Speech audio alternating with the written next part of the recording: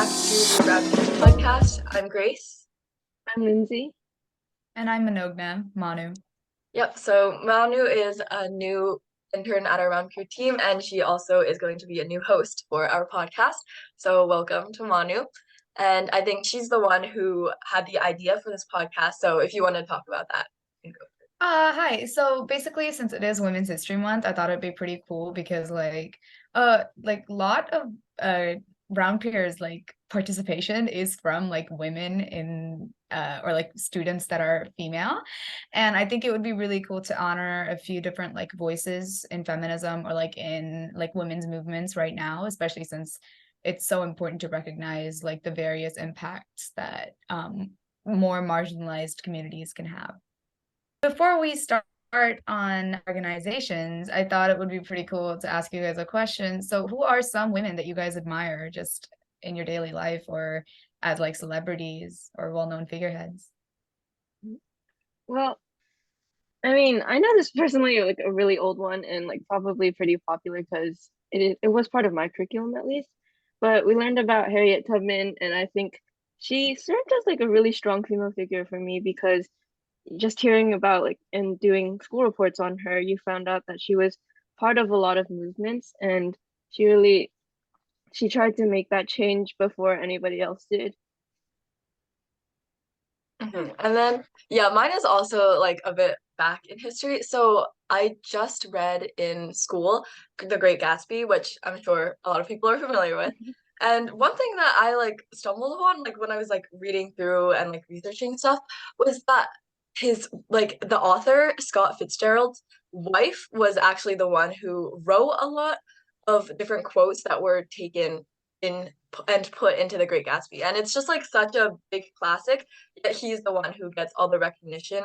There's one quote that's one of the most famous quotes from that book, and it's about how Daisy, one of the characters, is talking about how the best thing a girl can be in the world is stupid and pretty, and that is something that was actually taken from one of her pieces.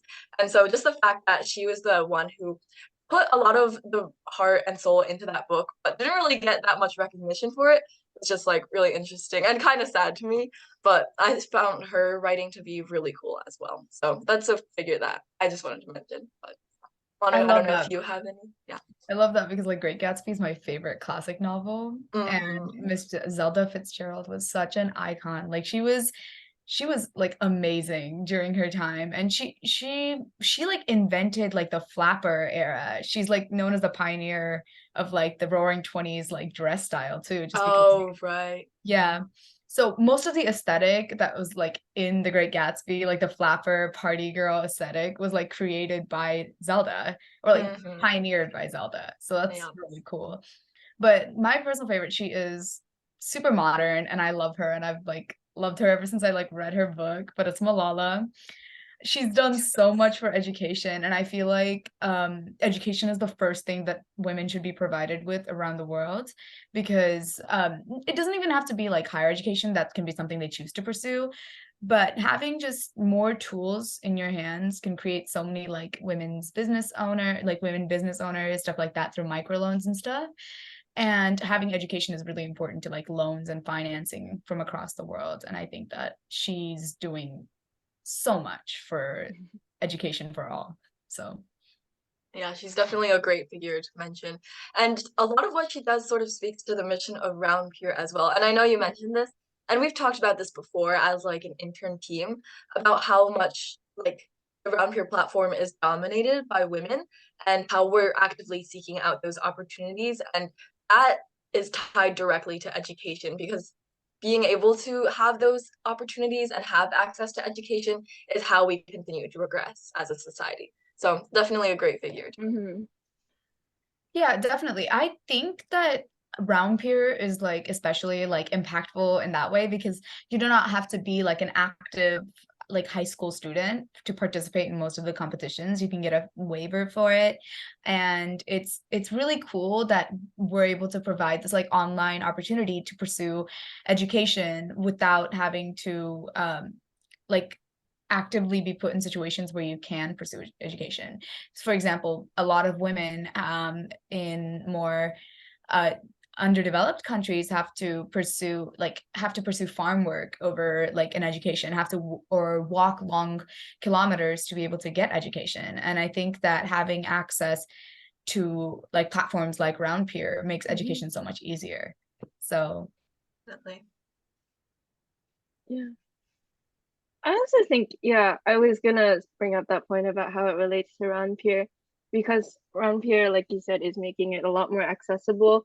So you can just get on the website and you can learn about all these things and you can find all these organizations and you can just learn right off the bat with the internet.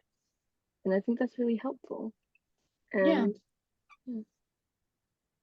and if that's all we have for the discussion, we can go ahead and start spotlighting some of our organizations on RoundPeer that mainly, these organizations mainly aim to close the gender gap between men and women, specifically in the workplace. And the first organization we have up is Girls Who Code. And I'm actually pretty excited to talk about this one because I applied to one of their summer programs this summer. And yeah, I think they're really cool.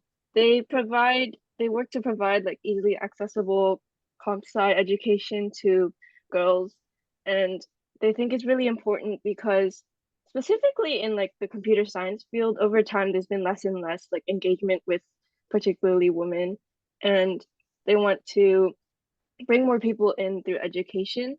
So they're mostly known for their summer programs, but they also partner with school districts to create clubs, and they provide like online coding at home activities for anyone who has access to the internet. They also offer programs to students beyond high school, so like college programs.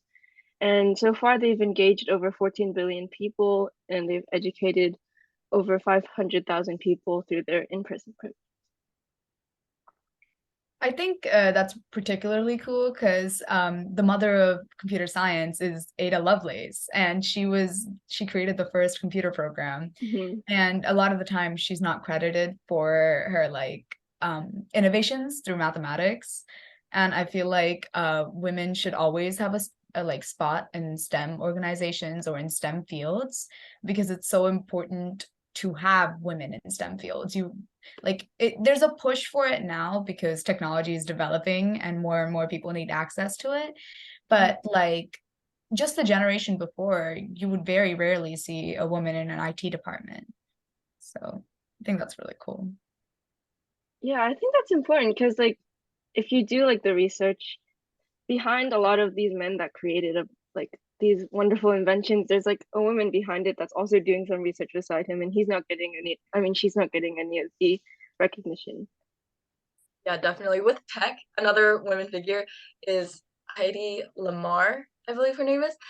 She's like an actress, but she was also the woman who invented Wi-Fi, which paves the way for things like Bluetooth and everything. And I had never really heard her name until a few months ago when I found out online. But it's just these voices that should be getting lifted up that really aren't. And so things like Girls Who Code are like really great programs, and Girls Who Code is one of the first, I feel, of its magnitude. And so it's really nice to see that there's just more recognition and more opportunities getting given to women. Yeah, for sure. And like just going farther with tech innovators in like STEM fields, Miss Norma Jean, who's better known as Marilyn Monroe, used to work for the Army to like further technological advancements there. If you actually go to Corpus Christi, there's like this huge boat that used to be in the Army. It's known as the Blue Ghost, I'm pretty sure. And like there's a picture of Marilyn Monroe in there because she used to work very closely with like the boat itself. Really So cool. the next organization that we wanted to mention is Girl Up. And Girl Up is basically a global organization that aims to develop leadership skills. And it does this through training, discussions over current issues like women's issues, and clubs at like schools so that young people are able to be educated on the various like intersectional issues that are going on around the world. And I think it's really, really important that we highlight this club because awareness leads to action. And a lot of the times people just don't know that there are certain issues going on around the world. And people won't do anything about it. Like one of the first reasons that um the fight for hijabs in France was largely like not seen is because people weren't discussing it. Nobody was talking about it because it was interpreted as being normal. And through my personal like participation in the Girl Up Club at my school, I got to find out about the various women's issues, such as the hijab ban in France. And again, awareness does lead to action. So far, the Girl Up clubs are in over 152 countries, and they've impacted over 200,000 future youth leaders. And educating the young is the way to make sure that the world is a better place for them when they become older. So I think that Girl Up is a great organization to support. Definitely. And I think the importance of having these conversations is just essential because just being able to be exposed to that and to like-minded people helps you understand and see a lot more than you would be able to otherwise. Like with the issue in France, just being able to have conversations about that is what allows us to continue and to unite with each other.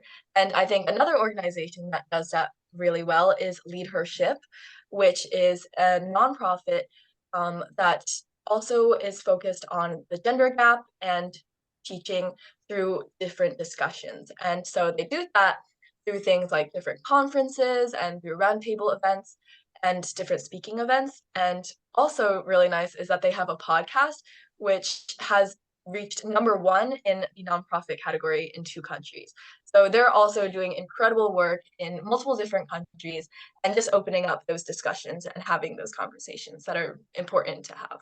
I think it's really cool. Yeah, I think these conversations are really important because, yeah, like what one of you guys said, it's exposure. So you can talk about these issues without like not understanding it, because most people are kind of going on their own tangents when they don't fully understand the problem, and it kind of leads to a lot of misinformation. And so I guess that kind of leads to our next organization, and our last organization we'll be talking about. It's called Change for Girls, and it's very similar to kind of RoundPier's mission in that it aims to create like a tightly knit global community of girls, and they connect them, and they foster conversations, and they also give support in college and career guidance. And their mission is to empower girls all over the world to kind of create this change and make a better future for all other girls after them. And they also provide like different field and help for girls to acquire like important skills to be successful in the workplace. And I think that we've highlighted a lot of really important clubs and organizations across the world. And I like the fact that we've talked specifically about women, especially since, again, it is Women's History Month. And it is really important to be able to talk about the impact of these clubs across the world. Switching gears a little bit, RoundPier certainly has competitions going right now, and I think it would be super cool to have more people sign up, especially more women. We'd love to hear more women-based like stories, women-based organizations started here on RoundPier. We have an entrepreneurship competition launching soon, and we have a few different competitions coming to an end. The script writing competition is the submissions are due soon, and I would love to see some pieces that are based in like feminist ideas and like women's issues. And I think it would be really cool to be able to further more things through RoundPier. Yep, a lot of new voices to have, and I think the competitions are a great way to start with that. And so, yeah, really exciting stuff coming up. But thank you guys all for listening to RoundPier Ruminates, and stay tuned for our next episode, which will be coming out soon as well. So thank you. Thank you. Thank you. Bye.